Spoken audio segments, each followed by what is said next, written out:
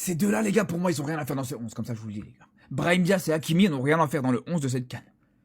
Pour le reste, franchement, c'est cohérent. Mazraoui à gauche, Bonou dans l'axe, la défense centrale, Calvin Bassel, Niakate, pas de problème, même si peut-être Yasser Brahim aurait peut-être mérité aussi à la place de Calvin Bassel. Milieu de terrain, pareil, c'est cohérent aussi, même si t'as d'autres milieux de terrain, Iwubi et Elianaoui, qui auraient peut-être éventuellement mérité. Simen et Mané, indiscutable, bien sûr. Mais je vous le dis, les gars. Je vous le dis, les frères.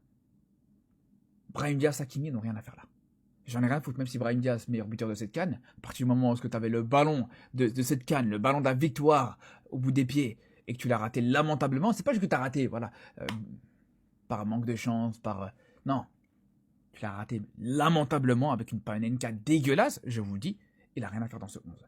Mais à la limite, Brahim Diaz, vas-y, il y a l'argument du meilleur buteur, pas de problème, pourquoi pas. Mais Hakimi, qu'est-ce qu'il fout là? À part le fait qu'il est ballon d'or africain, qu'est-ce qu'il fout là? Hakimi fait une CAN catastrophique, les gars. Il fait une très mauvaise CAN.